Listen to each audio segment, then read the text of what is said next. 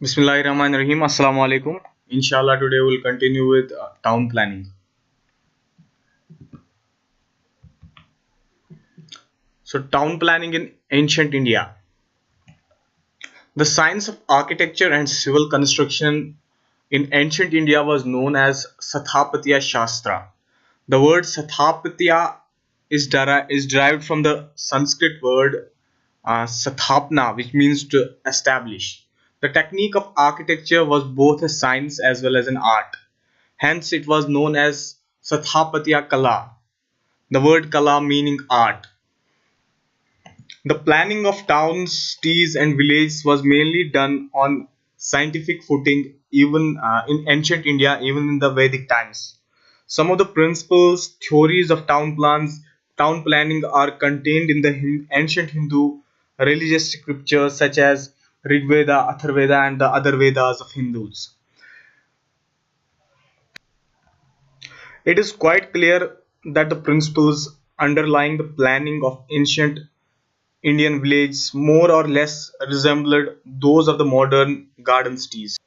Garden cities are basically the cities that are surrounded by green belts containing proportionate areas of residences, industry, as well as agriculture. In ancient India, the profession of a town planner was considered a high social status. Intense training was given to the town planner, and the town planner was known as Sathapati. And the town planners in ancient India were mainly chosen from the upper strata of the society. The nature and growth of the towns and cities in ancient India was mainly governed by the site conditions. The towns were generally situated on the banks of a river or by the seashore or by the side of a big lake.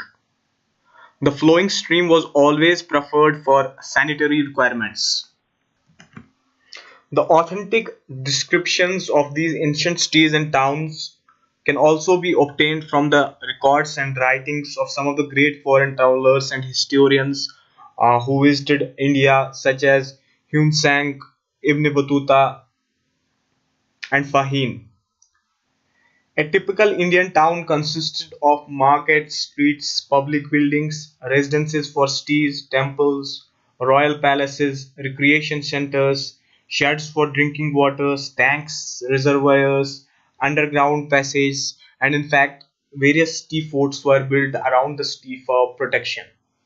The towns were also provided with amenities required for a normal town life. Some of the towns that are worthy of mentioning in ancient India include Ayodhya, Mohenjo-daro, and Nalanda. Now, Indus Valley civilization. Indus Valley civilization is also known as Harappan civilization or Saraswati Sindhu civilization. It is mainly referred to as Harappan civilization because of the fact that the Harappa was the first town that was unearthed by archaeologists. And it is a trend or a tradition among archaeologists to name the entire civilization of the after the first town that is discovered. Indus Valley civilization was not discovered until the 19th century. It was actually in early 19th century when India and Pakistan were jointly ruled by the British. Brits were laying railway lines in modern day Pakistan. They were searching for the blast for laying of these rails. It was while searching for the blast they stumbled upon the remains of an ancient city that was only known to the locals. The engineers were interested in the well-fired bricks from the ruins. It was not until the early 20th century, as other similar sites were uncovered, the archaeologists appreciated the full significance of this discovery. They determined that the ancient city, now reduced to the railroad blast, was a part of a vast network of villages and towns consisting of an entire civilization. The discovery of this ancient culture, one of the most remarkable archaeological findings of the modern times, compelled scholars to revise their understanding of the earliest history of India. The Indus Valley civilization is believed to be nearly 5,000 years old, and the details of this civilization was not unearthed before the 1920s. The Indus Valley civilization spread over an area of 13 lakh kilometers square. That is nearly the size of Egypt and Mesopotamia put together. Indus Valley civilization had a long coast with five ports: Lothal, Kuntasi in India, Bagalkot and Sukhtagandor and Sukhtak in Pakistan. It has been fairly well established that Indus Valley civilization originated in the subcontinent near the Indus, not in West Asia.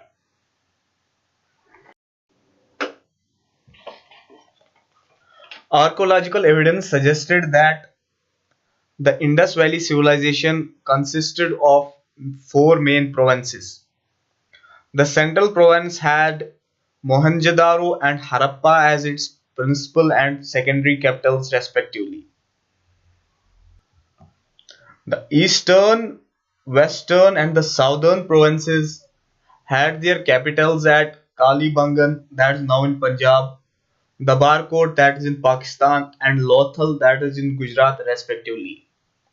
The Indus Valley civilization was perhaps the largest political entity before the advent of the Roman Empire. The Indus Valley civilization originated before the Bronze Age. That's when there was no iron. For an urban civilization to flourish, there needs to be surplus agriculture production. And to create this surplus, it was necessary to have an effective agricultural system as well as effective agricultural instruments. Without iron, only a wooden plow can be used, and a wooden plow can be effective only in soil present in semi-arid areas, and hence the site of Indus Valley civilization near the river Indus was very appropriate. The Indus Valley civilization can be identified by what archaeologists call its material culture. It is an assemblage of certain characteristics, materials, objects which constitute a technology and also speak about the mind of its creators. The characteristic objects include clay bangles, bone figurines of women and animals, seals of inscriptions, copper tools, poetry, and weights. One of the very distinctive objects is the standardization of clean burnt bricks with dimensions in the proportion of 1 is to 2 is to 4 that was used in the Indus Valley civilization. The Indus Valley civilization is believed to be as developed as the great ancient Mesopotamian civilization. In fact, the cities of the Indus Valley civilization had a highly advanced system of town planning. The cities were built in a systematic manner. There was a 9 mm wide street that divided the whole city into 12 blocks, and each block was 365 meter into 244 meter.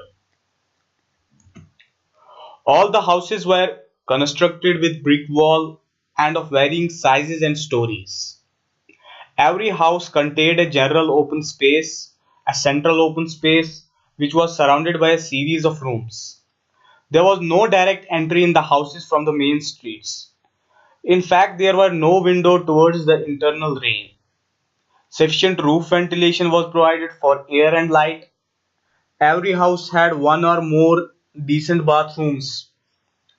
A common well was provided between the blocks. An effective and sound drainage system was provided on either side of the road with sufficient number of manholes. The roads were sufficiently wide. Market halls, granaries, offices were systematically planned. Now regarding the demise or the downfall of the Indus Valley civilization. There is nothing on the record to show the demise of this outstanding and unparalleled ancient city. There are indications to show that it was gradually abandoned, possibly because of the changing climate, or as per another prevalent theory, the people of the town fled to escape the hordes of Aryan nomads which launched an invasion of the subcontinent from Central Asia in the 1700s.